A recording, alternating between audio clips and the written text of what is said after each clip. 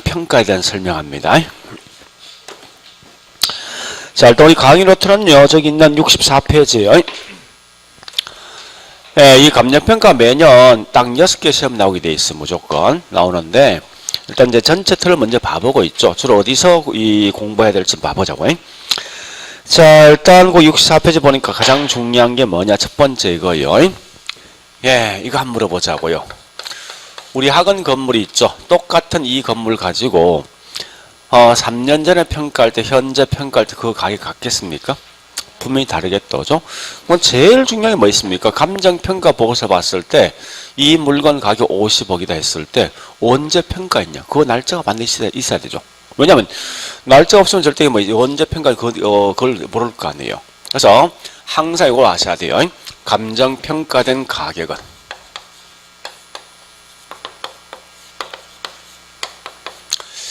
기준 시점 가격이다. 이 말이 굉장히 중요합니다. 그러니까 꼭 아실 건 여기 있는 기준 시점이지 이 말 대신 우리 과거에 장난치는 거 보니까 현재란 말을 굉장히 많이 낸다고요. 그건 분명히 아니라는 거예요. 그러니까 절대 평가에서 딱 나왔을 때 현재 시점이라는 용어를 쓰는 순간 이건 전부 다 어떤 문구에 다 틀린 거예요.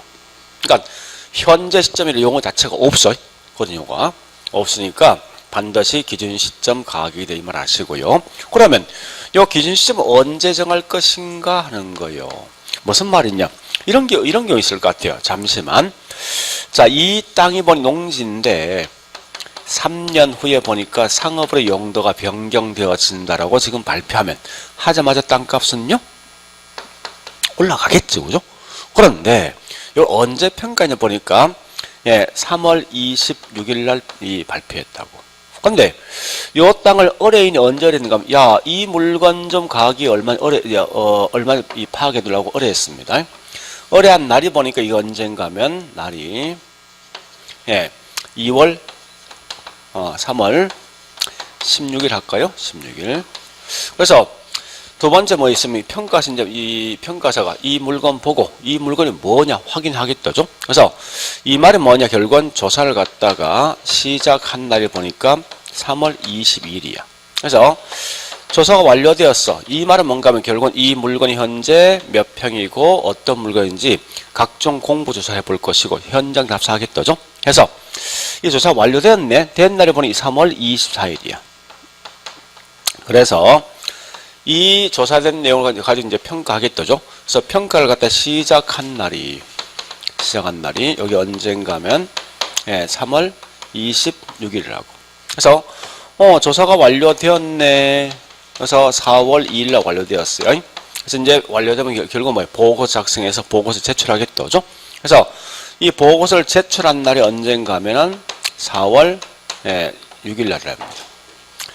그러면 이 평가사가 있죠. 이렇게 평가한 보고서 보고 이 의뢰인이 봤을 때 이 물건이 과연 농지로 평가되어 있을 것인가 아니면 상업으로 평가되어 있을, 이게 중요하거든요. 분명히 농지로 평가되어 있으면 가격이 떨어지겠죠. 그 반대 거꾸로 상업으로 평가돼서 훨씬 가격이 높을 건데 뭐로 평가되어 있을까, 이게 중요하다고요. 항상 이거 아셔야 돼요. 제일 중요한 건 우리 상식을 한번 생각해보자고.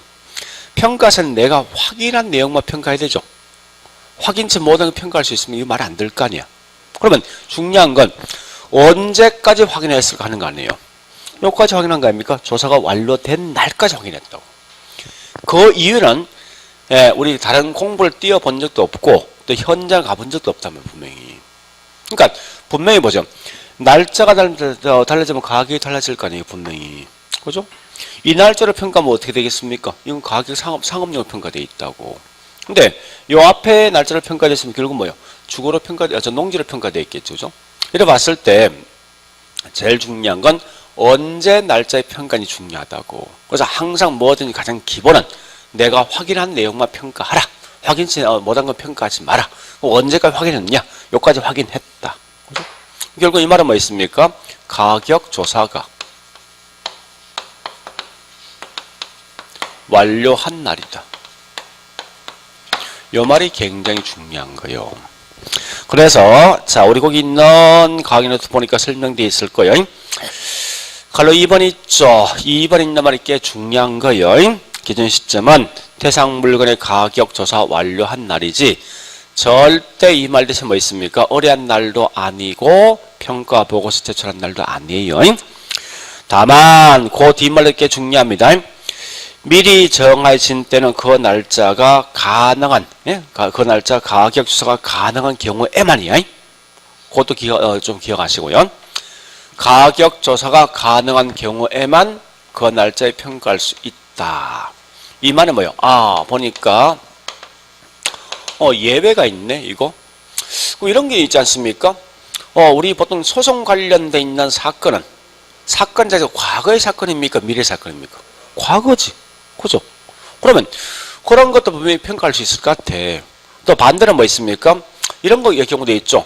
이 건물이 현재 5층짜리 상가 건물인데 이걸 철거하고 만약에 다른 어떤 용도의 건물을 지어준다면 앞으로 수익성이 있냐면, 즉 타당성이 있냐면 이것도 평가할 수 있거든요.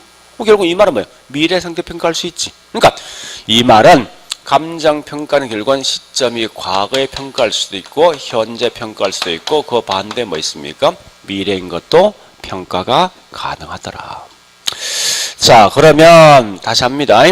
이 말 엄청 중요한 거예요. 시험에 꽤 많이 나오니까 꼭 기억하시는데 요 가격 조사 완료인데, 자, 다만 이럴 때 과거에 있는 평가, 현재 평가, 미래 평가 이렇게 말로 하지 말고 어떤 특정 용어를 압축해버려요. 압축 해보는데 요 과거에 평가한다, 이걸 뭐라냐, 다른 말로 우린 소급평가라는 용어를 쓴답니다.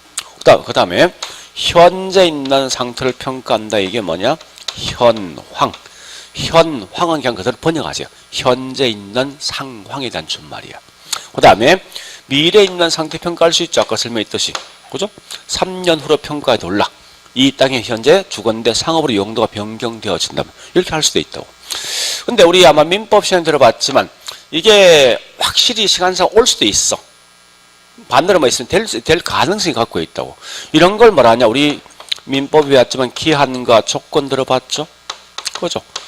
그래서 기한은 시간만 지나면 반드시 올 수 있는 그런 사실이고, 조건은 가정상 어떤 조건 둔 거죠. 그래서 핵심이 뭐냐, 기한부는 확실성 있는 미래일 때가 곧 이 기한부고, 조건부는 뭐 있으면 불확실성 있는 미래가 있을 때 곧 이 조건부인데, 자, 우리 보통 있죠? 요거 하셔야 되죠, 앞으로.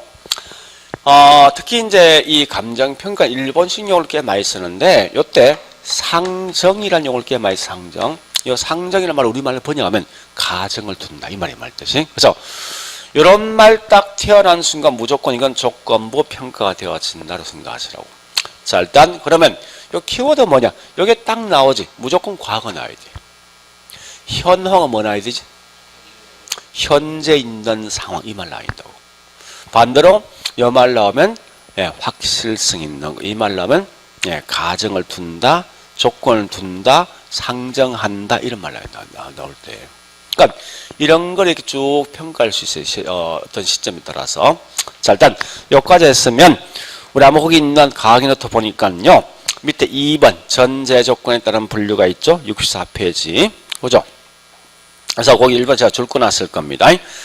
현황은 딴 거 보면 안 돼. 현재 있는 상태를 그대로 평가한다 생각하시면 돼요. 그 다음에 조건부는 뭐 있습니까? 항상 상정한다 앞에, 또 맨 앞에 불확실하점이 말라 있죠. 이런 거 나온 순간 조건부. 그 다음에 기한부는 뭐 있습니까? 장래 도래할 시점, 이런 말로 하면 이건 기한부입니다. 소급은 무조건 과거죠. 그죠? 자, 그런데 잠시 일반적으로 이 세 개 중에 어떤 게 원칙이 되겠습니까? 일반적으로 가장 기준이 뭐 되겠습니까? 현황평 원칙이지. 그래서 자, 다시 매뇌 기준 시점에 갈로 3번 가자고. 이런 게 그냥 법조문 그냥 그대로 나와. 그래서 자, 이렇게 나왔죠. 감정평가는 기준 시점에서 대상 물건의 이용 상황 및 공법상 제한을 받는 상태를 기준한다. 이 말은 뭐예요? 현재 있는 상태 그대로 평가한단 말이에요. 그래서 현황평가가 기준이다, 원칙이다. 다만 그 갈로서 그거 하셔야 돼. 예외적으로 뭐 있어? 불법적 이용이나 일시적 이용은 절대 제외되는 거예요.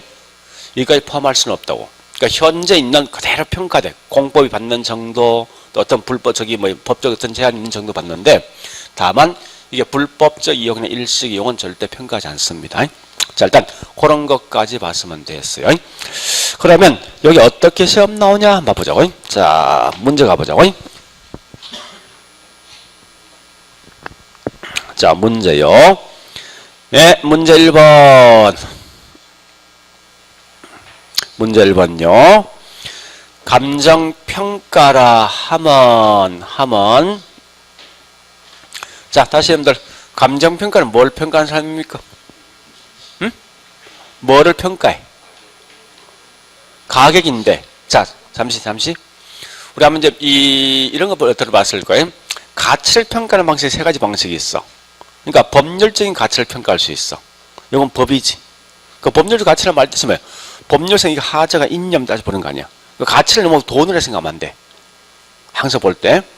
또 기술적 가치를 평가할 수 있지. 기술적 가치는 뭔데? 이 건물이 잘 지었냐? 못 지었냐? 어디 하자가 있냐면 따져보는 게. 그러니까 가치를 무조건 돈으로 생각하지 말라고.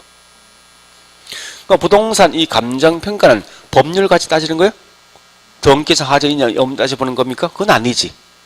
건축상 하자 있냐 없냐 따져보는 거예요? 그건 아니지. 그리고 감정평가를 뭘 평가하는 거예요? 돈. 그 결과 이 물건 돈이 얼마다는 게 돈이 뭐예요? 그러면? 경제지. 그죠? 그래서 거기 있는 1번이 그 말이야. 감정평가사라는 것은 이 건물 가격이 얼마냐? 가격은 돈 아니에요? 그죠? 경제적 가치를 판정해서 그 결과를 가액, 즉 가격으로 표시하는 사람입니다. 맞죠? 그죠? 자, 2번 갑니다. 기준 시점에 딱 나눈 순간 다른 건 절대 보지 마. 제일 중요한 언제예요? 가격, 조사, 완료일이지. 현장 조사 완료했으면 안 돼. 아니, 우리 항상 감정평가 이 물건 확인할 때 현장만 갑니까? 그거 아니지. 각종 공부 띄워볼 수 있지. 그러니까 정확한 말은 가격, 조사, 완료일 이렇게 하시라고. 자, 그 다음에 일단 그렇게 내용을 좀 정리해 보시고요. 그 다음에 어디 가는가 하면은 5번.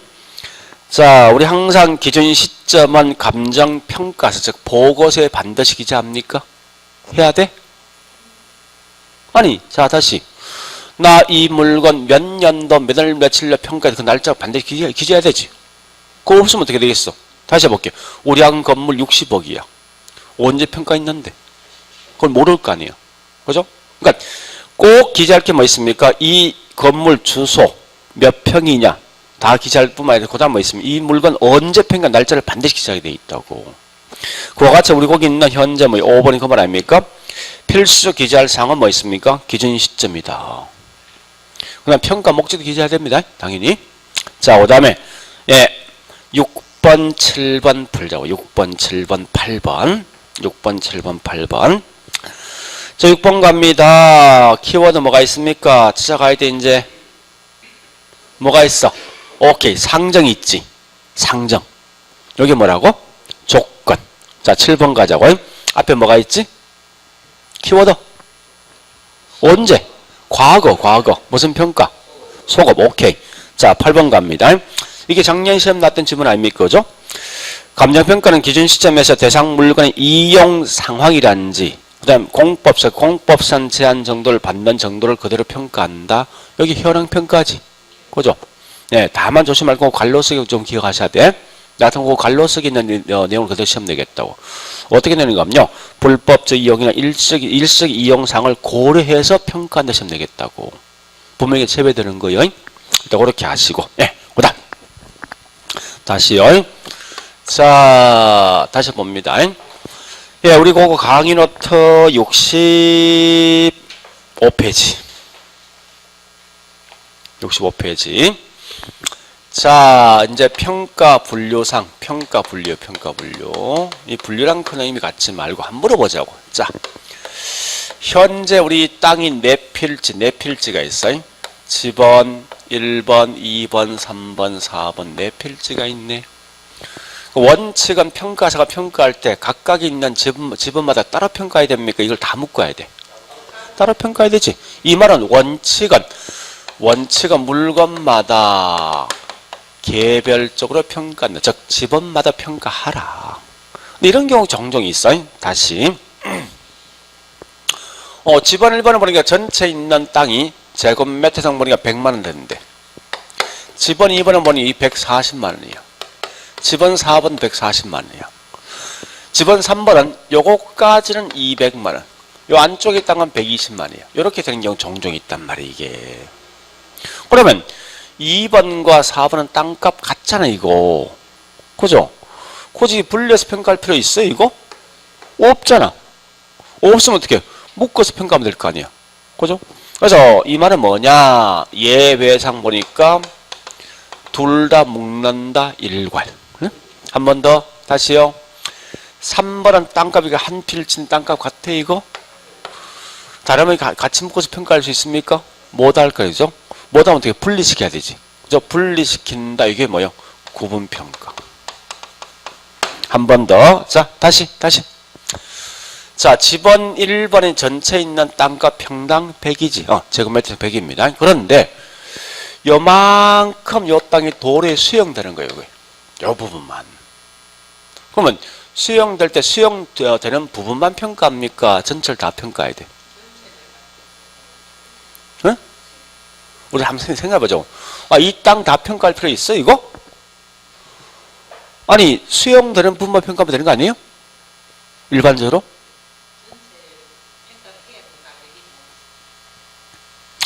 이게 5만 평짜리야. 예? 5만 평짜리인데, 난 여기 있는 30평만 현재 뭐 있습니까? 요걸 갖다가 수용할 거야. 이거 다 할 필요 있냐고, 이거. 이게 말이 되냐고, 이게. 안 될 거 아니야. 그죠? 그러니까 필지를 너무 작게 생각하지만 굉장히 클 수도 있어. 200만 평이 될 수 있단 말이야. 그거 다 평가할 필요 있냐, 이건. 그거 말이 안 될 거 아니야. 그거 어떻게 해야 돼? 수용되는 부분만 평가하는 거야. 그거 끝날 거 아니야, 이거. 그죠? 그럼 결국은 전체 반대가 뭐예요? 오케이. 그래서 여기가 뭐냐? 부분평가야. 내려간다고, 문제 풀 때. 자, 그럼 이제 키워드 가야 돼요. 여기서 이제 부분평가, 일괄평가, 구분 3개 있죠. 이제 용어 찾아가자고. 일괄이란 말 뜻이 뭐예요? 우리말 번역해. 합친 거지. 그럼 결국 물건이 벌써 몇 개야? 2개 이상이지. 그러니까 가장 중요한 말은 둘 이상의 물건이 있을 때 이 말이 키워드라고. 물론 정확한 말은 뭐냐? 이렇게 써야 됩니다. 우리 거기 있는데 둘 이상의 물건이 일체로 이용되거나 용도상 불가무 관계 있을 때 일괄 평가할 수 있다 이 말인데 뒷말 알 필요 없어. 어쨌든 물건 2개씩 딱 나오지. 무조건 일괄이야 이건. 자, 다시 한 번 더 보세요. 구분이란 말은 분리지. 혼돈하지 마 이거. 네? 구분은 분리고 부분은 전체 반대야. 그러면 이런 구분시킨 거지. 왜 구분시켰어 이거? 가격이 다르기 때문에. 물건 몇 개인데? 한 개인데 가치에 대한 뭐 있습니까? 차이가 있을 때. 그래서 보통 암기할 때 이렇게 암기합니다. 가구 이렇게 암기하거든. 가치에 대한 차이가 있으면 구분하여 평가한다 이렇게 암기한다고. 자, 그 다음에 부분. 자, 부분은 항상 뭐라 해야 됩니까? 예, 반대. 전체 중에 뭐요? 일부분을 평가한다 이 말 나오면 되겠지. 그러니까 이렇게 가시라 문제 풀 때. 자, 이제 문제 풉니다. 자, 9번부터 예, 9번부터 저기 있는 9번, 10번 두 개 맞아요. 9번, 10번. 11번까지. 자, 9번 키워드 뭐 있어? 둘 이상 나와 있어. 무슨 평가? 일괄평가. 10번 가자고. 자, 뭐 나와 있습니까? 일부분 나와 있지. 무슨 평가? 부분평가지. 그 다음에 11번 가자고. 물건 몇 개? 자, 한 개인데 그 뒤에 뭐 나와 있어? 가치가 다른 거지. 그럼 어떻게 해야 돼? 구분평가, 구분. 자, 하여튼 실제 시험은요. 이 두 개를 시험에 가장 많이 내. 구분과 부분을 가지고 요 두 개는 좀 조심하시라는 거예요. 자, 일단 이렇게 내용을 좀 정리해 보시고요. 예, 그 다음에 나머지 내용 그냥 그대로 쫙 넘어갑니다. 자, 뒷장으로 가볼게 이제. 예, 66페이지 갑니다. 자, 요걸 하기 위해서 분들 뭘 하는가 하면요. 잠시 예, 이렇게 놓고 이제 기본서를 갑니다. 기본서.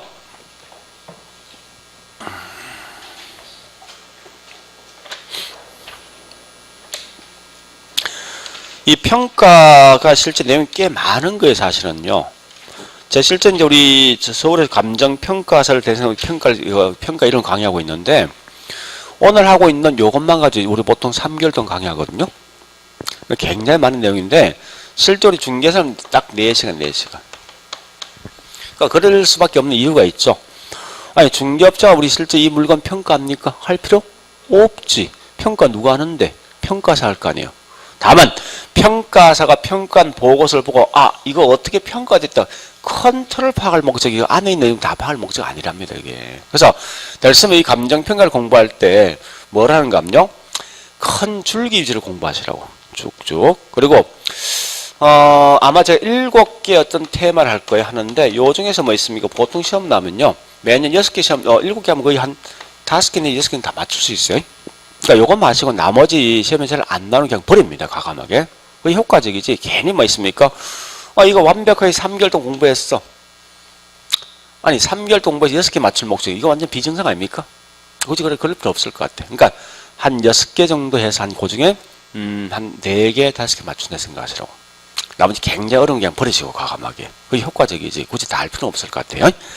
자, 일단 그래서 자, 책의 평가가 오케이. 422페이지.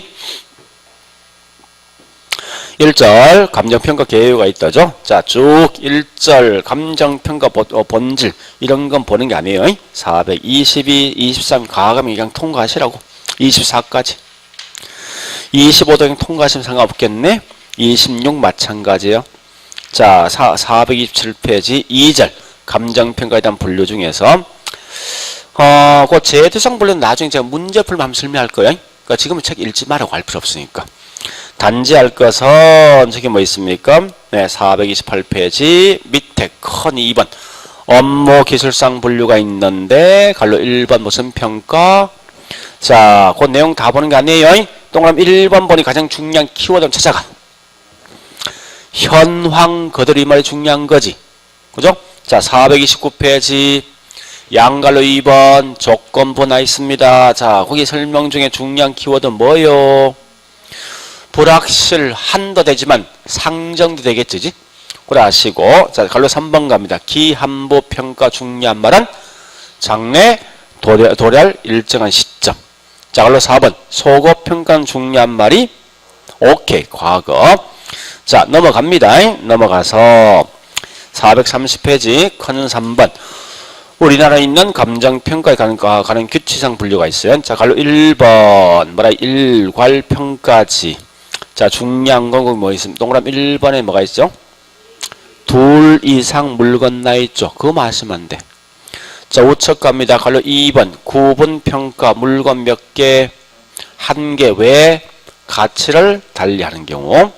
자, 갈로 3번 부분평가 나 있죠. 부분 나 있어. 무조건 뭐 나와야 돼?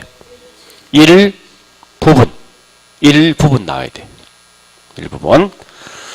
예, 뒷장 보니까 뭐 다른 거 있는 그냥 넘어갑니다. 과감하게. 자, 그래 보시고 이제 434페이지 갑니다.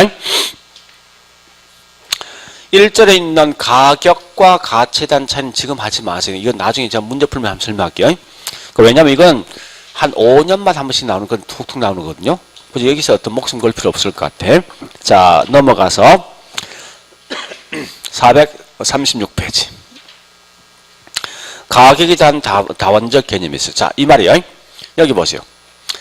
똑같은 우리 학원 건물이 있지. 이 건물 가지고 시장 가치, 담보 평가, 경매 평가, 보상 평가면 가격이 다 같을까? 다르겠지. 그러니까 동일한 물건이지만 시장 가치, 담보 가치, 경매 가치 다 틀립니다. 그 말이면 현재 가격은 여러 가지 있다는 거예요. 그 중에 원칙은 어떤 가치를 평가하는 원칙을 가는 거예요. 원칙은 뭐 있습니까? 자, 가치 평가할 때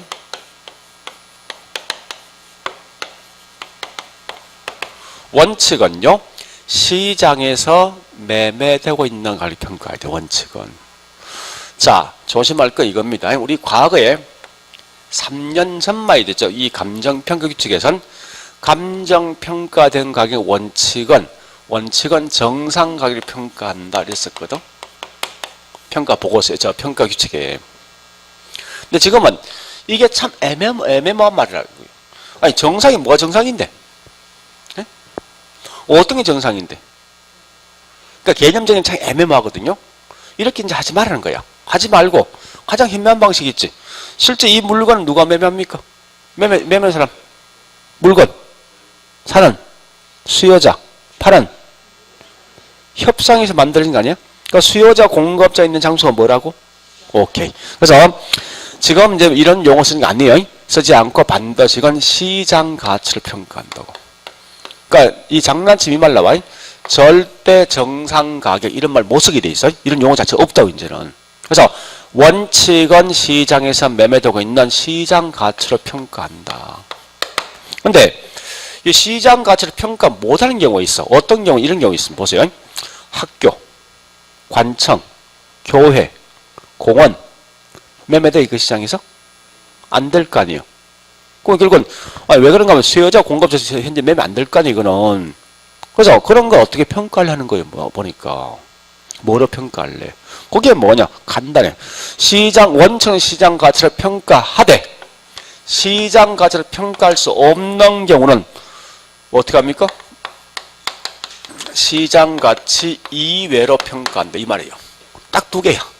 깔끔하게. 그래서 이게 항상 평가 보고서에 있는 거예요. 평가 규칙에 있는 거예요. 그러니까 원칙은 시장에서 매매되고 있는 가치를 평가하되 시장 가치를 평가할 수 없는 경우는 시장 가치 이외로 평가한다. 이 말 마시면 된다고. 그래서 비록 우리 책에 보는 게 설명이 꽤 많거든요. 다 필요 없어. 이런 거 쭉 그냥 보고 넘어가시라고. 자, D장에 쭉 나 있습니다. 예, 나와 있는데 우리 거기 438페이지 맨 위에 동그라미 2번이 있지? 2번. 2번을 쭉 보세요. 한번 읽어보세요. 쭉 무슨 말인지.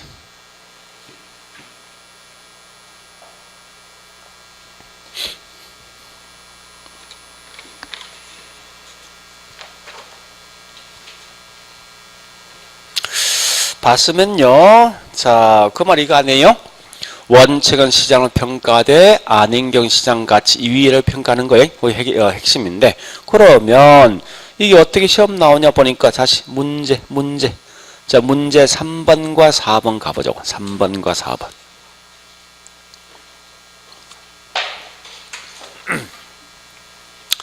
이 개론 과목은요. 과거에 나왔던 질문 계속 반복되다 와. 80%가. 무조건 나오게 있으니까 제가 자꾸 기출문제 보여주는 이유는 그거예요. 자꾸 눈에 익히시라고. 이런 걸. 자, 3번에 뭐요? 대상 물건의 평가액은 뭐라 한다? 오케이. 시장 가치는 절대 적정 가격, 합리 가격 균형 이름을 못 쓴다고. 하여튼 뭐 그 스토리가 이제 그냥 넘어갑니다. 어쨌든 핵심은 시장에서 매매되고 있는 시장 가치 이거 뭐 딱 기억하시라고. 그 외에 나머지 가치 나오지. 다 틀린 거야. 자, 그 다음에 5번 가자고. 5번에 6번. 아니다. 4번. 예. 감정평가업자는 감정평가의뢰 인해 요청하는 경우에는 대상 물건의 감정평가액을 시장가치 이외의 가치로 기준을 결정할 수도 있다. 이건 예외지. 그죠? 예. 그렇게 좀 기억하시고요. 자, 그 다음에 이제 할 게 뭐 있냐. 예. 요렇게 해놓고 이제 지금부터 뭘 하는가 하면요. 요거 할 겁니다. 감정평가 있는 전체 있는 체계도를 할 거예요. 자, 이렇게 보자고. 이제 감정평가에서는 궁극적 목적은 뭘 평가할 목적이에요? 그럼 참고로 가격이나 가치는 그놈이야. 굳이 그걸 자꾸 구분할 생각하지 말고 우리 책에 있는 모든 가격이 원래 가치야. 하여튼 그건 알 필요 없으니까 하여튼 같은 말로 생각하시면 돼. 가치를 평가할 목적인데 그러면 실제로 이제 이 물건 가치를 평가한다 한번 생각해 보자고. 그러니까 제일 먼저 뭐부터 해야 되지? 이런 평가사에 이제 이 물건 가격이 얼마 될 것인가를 갖다 평가에 제일 먼저 뭐부터 해야 돼? 와야 될 거 아니야. 이 물건 뭐냐 봐야 될 거 아니야. 그죠? 공부 띄워보고 그 다음에 현재 이 건물 와서 보고 해서 어떠한 요인이 이 건물 가격에 영향 줄까 판단하겠다죠. 자, 우선 봐볼게요. 자, 주변지에 뭐 있습니까? 도로가 있지. 가격 영향 주겠어? 줄 거 아니에요. 이 건물 현재 엘리베이터가 있어. 가격 영향 줄 것 같아. 얘가 50평이야. 100평이 가격 영향 줄 수가 있을 것 같아. 또 창원시에 있는 어떤 경기 변동도 이 건물 가격에 영향 줄 것 같아. 또 현재 뭐 있으면 우리나라 상태도 부동산 가격에 영향 그죠? 제일 먼저 할 게면 이 건물 가격에 어떠한 요인이 영향 줄까 파악하기 되죠. 이걸 가지고 우리는 감정평가에서 뭐라는가 하면 가격 형성 요인 쓴다. 근데 이게 사실 꽤 어렵습니다. 왜 그런가 하면 이런 게 좀 힘든 게 있어요. 뭐 저는 제가 설명했지만 원래 이제 부동산학은 맨 처음 미국에서 먼저 나온 거예요. 나와서 이게 일본 넘어와서 한국 넘은 경우도 있고 직접 넘은 경우도 있어요. 오히려 이게 원서가 번역된 게 훨씬 더 편하거든요. 근데 맨 처음에 부동산을 만든 분이 지금 돌아가셨으면 김영진 교수인데 이분은 뭐 있습니까? 일본에서 공부하면서 그냥 그대로 이 일본처럼 뺏겨왔단 말이에요, 이게. 그래서 우리 지난주에 이거 한 적 있지 않습니까? 마케팅이 뭐 잘못된 게 있었지. 그죠? 이런 걸 프레이스를 갖다 뭐 유통 경로인데 뭐라 했습니까? 입지 선정서 이렇게 쓴다면 책을 갖다가. 그런 용어는 없어. 근데 마치 이게 진실인 것처럼 좀 통용되고 있다고, 이게. 맨 처음 도입하다 보니까. 그러니까, 잘 알지만, 일본 애들은 외국계 문물 딱 들으면 뭐 자기화를 다 만들어버린다고. 이게 원래 정확한 이 원서 번역은 이 말입니다. 부동산 가격이 영향을 주는 요인, 요 말 뜻이야. 근데, 이렇게 딱 쓰는 순간 이게 뭔지 그걸 안 쓴다고. 가격 형성 요인. 이게 뭐냐는 거예요. 아까 설명했잖아. 이 부동산 가격에 영향 주는 요인 뭐가 있습니까? 도로, 건물, 평수. 금방 나오는 거죠. 그래서 이게 쉽지 않다는 거예요. 자, 짜잔.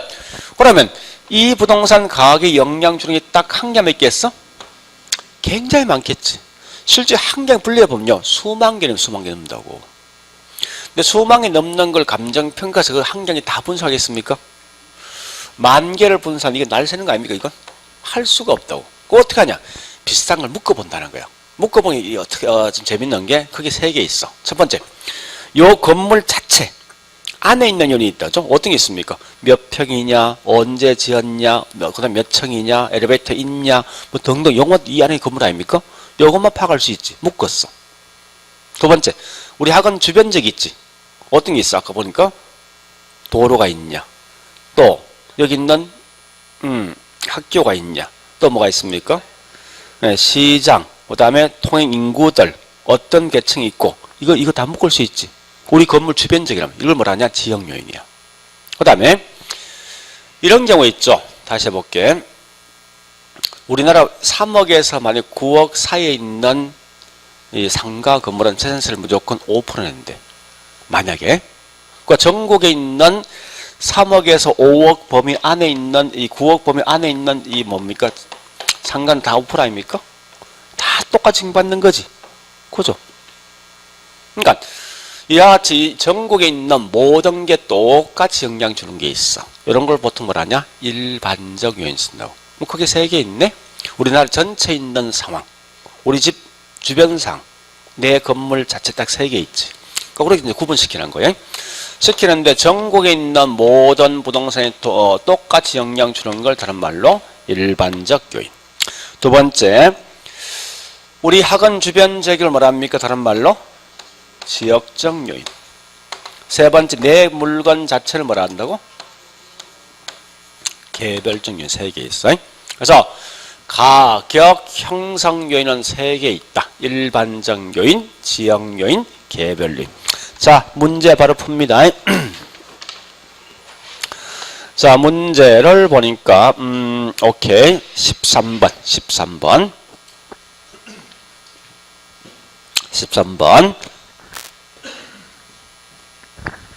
세 개 있지. 그죠? 요런 걸 가지고 뭘 한다고? 가격? 오케이. 형성 요인이다. 다시 보자고요. 자, 그래서 평가사 왔으니 이 간본 거야, 사실은. 갈 봤을 거 아니에요. 이 물건 현재 어떤 요인이 영향 주겠다 했으면 요걸 통해서 이런 물건이면 가격이 대충 얼마 되겠다 이제 측정하겠지. 가격이 나왔어. 나왔다 같은 말 발생. 그래서 가격 발생 요인입니다. 그러니까 발생한 가격이 산출됐다는 거야. 즉, 이 물건 보고 어떻던 요인 때문에 그 결과 가격이 얼마 되겠네? 라고 한 거예요. 했는데, 요건 수요자가 판단한 거요? 공급자 판단한 거요? 각각이 개별적으로. 그지? 그거 아니에요? 그러면 나중에 가서 뭐 있으면 여기 있는 좋다. 이 물건 내가 봐서 한 60억 가치가 있네. 그럼 공급자 뭐라 하겠습니까? 아니다. 이거 90, 80억 된다. 우리 시장가면 이렇게 하는 거 아닙니까? 배추 파는 시장이 뭐 마찬가지란 말이에요. 그러니까 이렇게 이제 각각의 개별 판단에 가격을 나오는데 어떤 요인을 고려해서 이런 가격이 발생할까 묻는 거예요. 자, 물어보자고. 사람들이 훨씬 더 필요한 것은 다이아몬드입니까? 공기와 물입니까? 근데 훨씬 더 비싼 건 왜? 그런 거예요, 사실은. 그러한 요인은 땅값 차이 있는 거예요. 같은 거 아닙니까? 무인도 있는 땅값, 왜 강남의 땅값 차이가 있냐 하는 거예요. 결국은 같은 거죠. 희소한 거지. 그죠? 희소할수록 가격이 올라갈 거 아니에요. 그죠? 그래서 그러한 요인 가격이 발생하는데 여기 4개 있어요. 4개. 첫 번째, 이게 얼마나 희소할 것인가. 두 번째, 나한테 굉장히 필요한 물건, 별 필요 없는 물건이 있어. 그러면 내가 줄 수 있는 가격이 같을까? 다르겠지. 즉, 이런 거 아니에요? 내가 현재 김치찌개를 갖다가 이제 먹을 건데요. 예? 금방 밥 먹었어. 이거 또 주는데, 주었을 때 내가 제시할 수 있는 가격하고 굉장히 배가 고픈 거야. 그럴 때 이게 주었을 때 내가 느끼는 가치는 다르겠지. 그죠? 같은 맥락 뭐 이 말입니다. 나한테 얼마나 효용이 크냐. 효용 같은 말이 뭐냐? 유용성. 응? 그 다음에 세 번째, 항상 이거 하셔야 돼. 뭐든지 가격이 형성되기 위해서는 반드시 매매가 될 수 있어야 돼요. 매매라 말 뜻은 결국 뭐 있습니까? 땅을 갖고 있는 사람은 그렇지만 실제 이 물건 살 수 있는 수요자 있어야 되지. 자, 다시 할게. 이 건물 주인이 보니까 50억 내놨어. 이 건물을 갖다가. 근데 너무 비싼 거야. 아무도 살 수는 없어. 가격이 있어? 50억이 가격입니까? 아니잖아. 뭔가 이루어져야 될 가격이. 그죠? 결국 이 말은 뭐 있습니까? 실제 그 정도 돈을 갖고 있는 수요자가 있어야만 가격이 나올 거 아니에요. 그러면 매매된 값이 나오니까. 자, 마지막에 제일 중요한 건 이 세 가지 모든 요건이 충족된 데서 무조건 가격이 있는 건 아니라고. 자, 다시 해볼게. 우리 지구 밖에 있는 달. 자, 달 해볼게. 달로 딱 맞지, 그지? 희소하지. 어떤 분은 굉장히 만족이 큰 게 있어. 그 다음에 어떤 부자는 이 땅을 살 수 있어. 근데 달은 현재 가격이 있습니까? 왜 없지? 그 달 살 수 있어? 그 말이 그 말. 이 말은 산다, 이 말은 결국 뭐 있습니까? 권리 등을 산 거지. 소유권이 있냐고. 없잖아. 결국은 소유권이 없는 결과 결국 매매가 안 되는 거지. 그 매매가 안 되는 가격이 없다는 거예요. 즉, 이 말은 권리 등이 뭐야? 이전이 가능할 때 되는 거 아니에요. 그지? 그래서 반드시 조심할 건 다시 합니다. 가격 발생은 이 네 가지 모든 요건이 충족돼야 돼. 아니면 이 중에 한 개만 충족되면 돼. 모든 게 충족돼야 돼. 자, 이 말은 다시 우리 거기 가볼게요. 문제. 12번. 우리 과거에 났을 때 일어났습니다. 하나만 충족되면 된다 있으면 낫다고. 아까 제가 설명했던 거죠. 다시 해볼까? 달이 있는데 희소해. 그 다음에 나한테 만족 크답니다. 나 부자야. 달 살 수 있어. 근데 왜 가격이 없어? 그지? 그러니까 이 말은 이 네 개 모든 요건이 충족될 때 가격이 있는 거지, 이 중에 한 개를 갖추지 못하지 무조건 가격이 없는 거예요. 자, 그런 다음에 계속 갑니다. 따라서 이제 현재 수요자 이 정도 가치가 있다 판단한 거예요. 이제 공급자 이 정도 있다 판단한 거예요. 그러면 여기서 이제 뭐합니까? 둘 다 피튀기 싸울 거 아니에요. 그죠? 더 줄래, 더 적게 줄래 해서 그 결과 좋다. 우리 100번 양보해서 이 물건 70억 주자. 이를 평가했다고. 협상 본 거예요. 여기 뭐라고? 이 부동산 가격이지. 자, 다시. 감정평가된 가격 원칙은 무슨 가치? 오케이. 이게 시장 아니에요, 이게. 그죠? 그러니까 지금 쓰고 있는 이 가치는 원칙은 시장 가치를 의미한다 이렇게 하시면 돼. 됐죠? 그러면 감정평가에서 이 물건 가치를 평가할 때 어느 측면을 고려해야 됩니까? 누구를 고려해서 평가해? 응? 둘 다 하네, 둘 다. 이렇게 평가해야 되니까. 그러니까 수요자와 공급자 정상적으로 협상을 볼 수 있는 그런 가격 평가해야 되지. 그죠? 이런 게 일반적으로 우리가 보통 시장 가치라고. 그런데 자, 이런 참고로 있죠. 함경 들어보시라고. 경매 물건의 감정 평가되어 있지. 그건 누굴 고려한지 압니까? 그건 이 시장 가치 아니야? 누굴 고려합니까?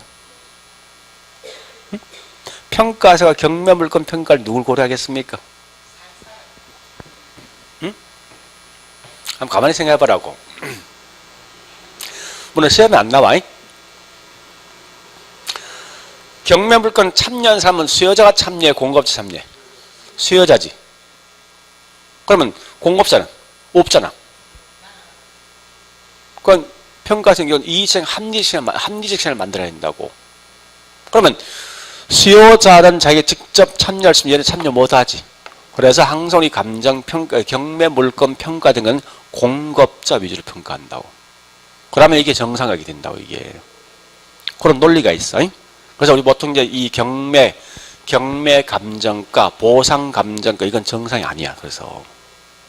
이유 그런 거예요. 자, 일단, 그냥 넘어갑니다. 하여간 중요한 건 일반적인 감정평가된 가격은 수요자, 공급자 둘 다 고려해서 합리적으로 시장이 형성될 가격을 평가하는 시장 가치를 평가하는 게 일반적이다. 정상적이다. 그 이외에 아까 설명했죠? 시장 가치 이외에 아까 뭐라 했습니까? 담보, 경매, 보상 등등 시장 가치 이외야. 논리가. 그러면 계속 갑니다. 그러면 감정평가에서 이 물건 평가할 때 어떤 평가 방식이 있을 것 같아. 자기 마음대로 평가하지 말 안 되거든, 이건 사실은. 그래서 평가할 때 감정평가는 평가의 세 가지 방식이 있더라. 이걸 먼저 보는데, 자, 다시요. 여기 보세요. 우리 자기 집에 있는 집값 대충 알고 있지. 이렇게 알고 있지. 옆집에 있는 물건이 5억이니까 내 것도 이렇게 알고 있지. 그 말이 뭐냐? 결국은 옆집에 있는 물건과 내 물건 서로 비교했다. 이게 다른 말로 비교 방식. 이렇게 평가할 수도 있어. 보통 이런 방식 많이 평가하죠. 일반인들은. 자, 두 번째. 우리 아파트 분양가는 어떻게 평가합니까? 측정합니까? 분양가 측정. 건설에서 뭐 아파트 분양할 때 분양가 측정하죠. 어떻게 합니까? 만들어 봤잖아. 네? 자재비 얼마 들어가고 인건비 들어간 비용 다 산출했지. 이 만든 비용을 통해서 이 건물 가치 평가할 수 있어. 그러니까 만든다 이게 뭐 다른 말로 원가. 만드는 원가야. 원가를 통해서 이 건물 가치를 평가해서 이게 다른 말 원가 방식이에요. 자, 하나 더. 똑같은 상가 건물인데 창원과 서울의 강남이 있어. 근데 자, 일단 땅값 빼버리고 순수하게 건물만 짓는 비용 큰 차이 있을까? 없다, 그죠? 근데 임대 주면 임대 수입은 다르겠지. 임대 수입이 높으면 가격도 올라가지, 그지? 그러니까 그러면 결국은 나오는 수익을 통해서 이 건물 가치 평가할 수 있네, 그죠? 여기 무슨 방식? 수익 방식. 총 몇 개? 그래서 감정평가 3방식 쓴다고. 다시 그런데 또 갑니다. 보세요. 그리고 항상 평가사가 이 건물의 가격만 평가해 주는 게 아니야. 이 건물의 월세, 임료도 평가할 수 있다고. 그러면 각각의 방식을 통해서 가격과 임료를 평가할 수 있어요. 가격과 임료를. 요때 각각의 방식마다 사용된 가격과 임료에 대한 용어 정리하셔야 돼. 자, 가볼게. 원가 방식 이 건물 만든 비용이야. 만드는 비용을 통해 만든 비용이다 같은 말이 일본식에서 원가. 그래서 원가법 쓴다고. 원가 방식에서 임료 구한다 이게 적산법. 그럼 이 적자는 쌓을 적자 더할 적자야. 그래서 수험생 자꾸 힘든 이유 그런 거예요. 일본식 용어 사실 굉장히 어렵거든, 이게.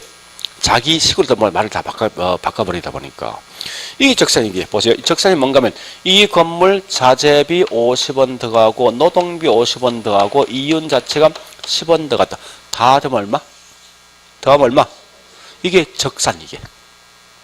모든 걸 다 더한다는 거야. 그래서 적산법이고, 자, 다시 비교 방식은 가격 구해. 자, 비교 방식이 말입니까? 옆집에서 뭐야? 가격이면 매매된 거지. 매매된 게 5기면 내 집도 5기지. 그래서 이걸 뭐라 하냐? 매매 사례 또는 거래. 같은 말이에요. 옆집에 매매된 사례와 비교해서 내 물건 가격한다 해서 매매 사례 비교법이요. 자, 두 번째 얘는 뭐 할 목적이지? 얘도 뭐겠어요? 옆집에서 임대 놓았던 사례지. 그냥 연결해, 그냥 그대로. 그래서 뭐라 씁니까? 임대 사례 비교법.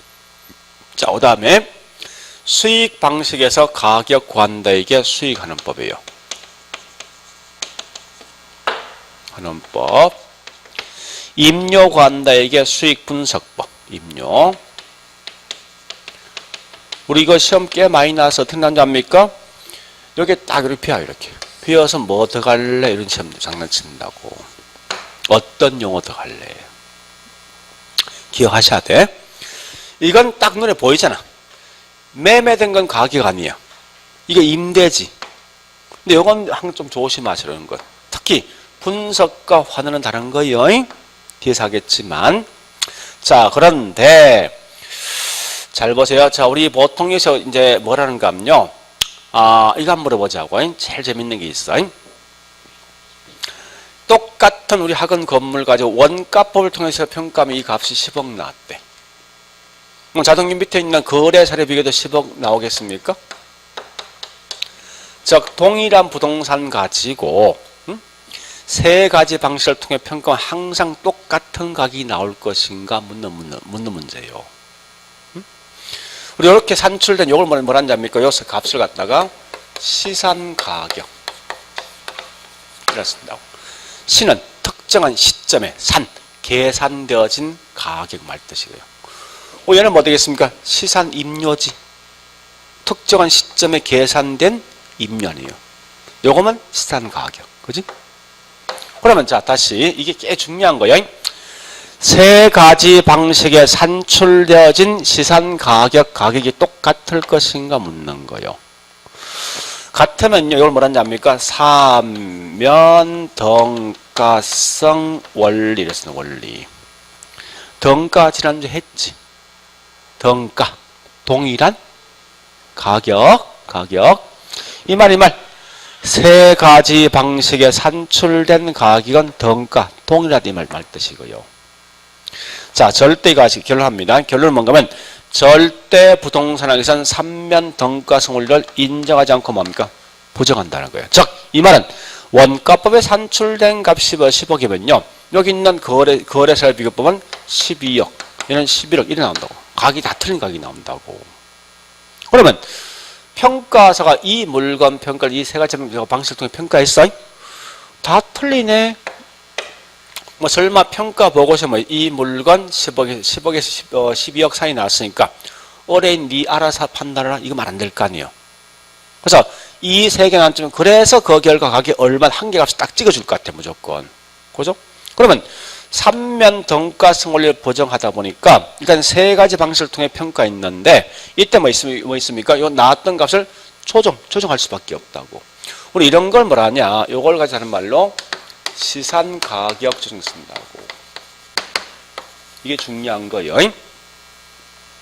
자, 다시 할게요. 혹시 시험에 시산 가격 조정을 왜 하냐 묻거든. 뭐 때문에? 이걸 먼저 하셔야 돼. 그래서 조정할 때 어떻게 조정 방식이 있어요. 조정 방법은 요 말 꼭 기억하셔야 돼. 산술 평균하는 게 아니야. 무조건 뭐라 해야 됩니까? 가중 평균에서 값을 구하게 돼 있어. 가중. 전에 설명한 적이 있어요. 한 적이 있는데 부동산학은 절대 산술 평균 쓰는 순간이 다 틀린지 모르겠어요. 뭐든지. 즉, 이 말 뜻이 뭐니 이거야. 다시 볼게. 자, 항목이 점심 3개 아닙니까? 그래서 원가법 얼마지? 10억이지. 거래사례 비교법은요? 12억. 그 다음에 수익하는 법은요? 그래서 11억. 이건 말이 안 된다는 거요. 왜? 이 세 가지 방식 중에 보니까 우리 현재 시장에 가장 잘 맞는 방식이 있어. 약간 동떨어진 방식이 있다고. 그럼 어떻게 하냐? 이렇게 해야 된다는 거. 가중은 뭐니? 이렇게 한다고. 현재 시장 상황 보니까 이렇게 12억, 11억 있으면요. 아, 경기가 불경기니까 가장 좋은 방식 원가가 좋겠다. 얘가 확률 60%. 얘는 30%. 예를 들어서 얘는 10%. 시장 상황 고려한다는 이렇게. 이 가중이야. 작년에 이게 시험 나왔어. 응? 그래서 이 값이 얼마냐? 곱해주면 끝날 거 아니야. 그죠? 그래서 이 값은 현재 뭐 6억 되지? 얘는 이 얼마에 3억 6천. 얘는 얼마 되죠? 1억 천이지. 곱해주면은. 그런 결과 다 더하면요. 10억 얼마 됩니까? 7천이지. 그래서 이 건물 가격이 10억 7천 이렇게 평가되어 있다고. 그래서 자 마지막에 요거 하셔야 돼. 따라 시장 가격 조정되어진 이 값이 요거 아닙니까? 10억 7천? 여기에 뭐라고? 이게 최종 가격이야. 요런 거라고. 요 흐름 아셔야 돼. 자, 그럼 일단 여기 있는 요 내용을 먼저 할게. 자, 문제 갑니다. 어디를 가는가 하면요. 우리 그러면 저기 있는 이 평가 기초이론 다 끝났죠? 13번까지? 빠진 게 있습니까? 없죠? 자, 넘어가서 40번. 40, 41, 42 요거 세 개 기억하셔야 돼.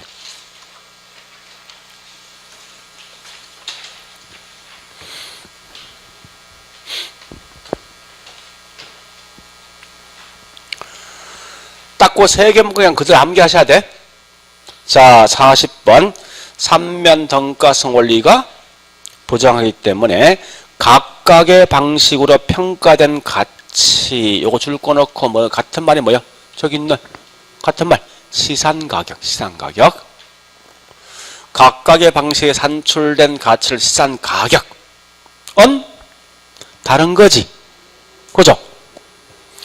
다르기 때문에 시산가격 조정 작업이 필요하다. 그래서 41번 그 결과 조정할 때 뭐라 한다고? 가중평균으로서 마지막에 42번요. 최종 평가 가치는 시산 가격을 조정한 값입니까? 아니면 3방식의 평가 방식에 적용시키는 각각의 산출된 값, 즉 시산 가격입니까? 세 가지 평가 방식으로 적용시키는 각각의 산출된 가치를 다른 말로 시산 가격. 자, 다시 보세요. 여기 시산 가격이지. 이거 최종 가격 아니잖아, 이거. 그죠? 어떤 게 최종 가격이요? 시산 가격을 조정한 값이야. 조정한 값이 뭐 있습니까? 최종 가격이다. 이렇게 하셔야 돼요. 됐죠?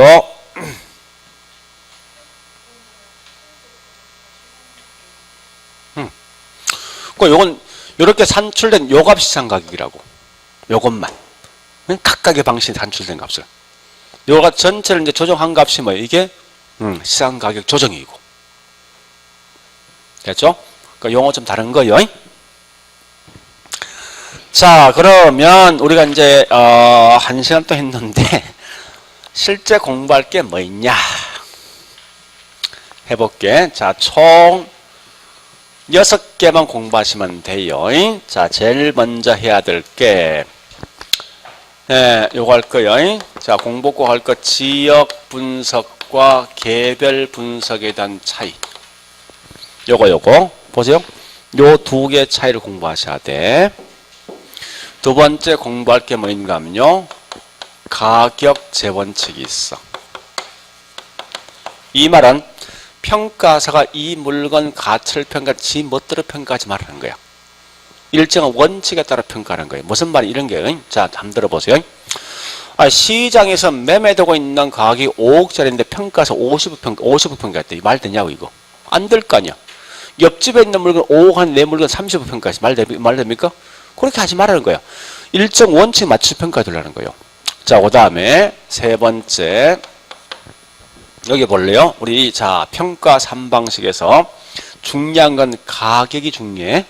하나, 둘, 세 개 있어. 이 가격에 대한 특징 아시는데, 자, 다시 원가 방식에 산출된 가격 무슨 가격? 원가법. 두 번째, 비교 방식 산출된 가격이 무슨 가격? 거래, 사례, 비교법이죠. 비교법. 세 번째, 수익 방식 산출된 가격이 무슨 가격? 이건 무조건 각각의 한 문제야. 자, 그리고 이거 이외 할 게 두 개 돼 있습니다. 그게 뭔가 하면 좀 딸 건데 제가 있죠. 이런 게 있어요. 물건별 감정 평가가 있어요. 무슨 말은 이런 거거든요. 우리 건물은 보통 원가법을 쓰게 돼 있어. 규칙에 있어. 또 자동차는 반드시 거래사를 비교를 쓰게 돼 있다고. 땅은 항상 이 공시가야. 적인 규칙이 있다. 이 각각의 방식 중에서 물건마다 어떤 방식 쓸 것인가 나와 있어, 이게. 요건 굉장히 쉬워. 한 5분 하면 끝나. 그 다음에, 지금 가끔은 여기 저기 밖에 보니까 플랜카드 붙어 있던데, 개별 공시가 열람 일어나 있지. 그죠? 그래서 공시가격제도. 그럼 이런 거는 지금 하려 생각하지 마. 너무나 쉽거든요. 그러니까 나중에 문제풀 한번 정리하면 끝난다고. 그러니까 너무 지금 볼 필요 없어. 자, 보세요. 그러면 하나, 둘, 셋, 넷, 다섯, 여섯, 일곱 개지. 테마가. 이 7개만 공부하시라. 나머지 그냥 버리시라고. 가감하게. 그래서 항상 수업은 요까지 할 거예요. 오늘 할 것은 요까지만 할 거예요. 이렇게만. 나머지 이건 나중에 문제 풀면 할 거예요. 그래 하시면 될 거예요. 자, 그래서 예, 책은 그냥 가볍게 넘어가면 어디 가는가 하면 자, 책 가보죠. 이제 441페이지. 아까 문제 푼 걸 이제 기억에 한 좀 더듬어 보자. 자, 거기에 441페이지. 컨 1번 가격 뭐지? 발생 요인이지. 4개 있지. 뭐뭐 있어? 효용. 2번 희소성 넘어가자고. 3번 유효수요. 4번 이전성. 5번 빼버리고. 빼버려 5번은. 자, 그 다음에 443페이지. 자, 가격 뭐야? 형. 그 관로성에 있는 변동 이름 쓰면 안 돼. 그건 절대 못 쓰는 거야. 고지 쓴다면 이 말 쓸 수 있어. 가격에 영향 주는 요인 쓸 수 있는데 기억하지 말라고 알 필요 없으니까. 가격 형성 요인이야. 딱 정해져 있어, 이건. 자, 뒷장 가볼게. 자, 우리 아까 크게 3개 맞추면 돼. 요거. 제목만. 그래서 갈로 1번 일반적인 요인, 2번 뭐 있지? 지역 요인과 개별. 요거 마시면 돼. 자, 그래 보시고 좀 쉬었다가 요거부터 시작할게 이제 실제. 자, 좀 쉬었다 할게요.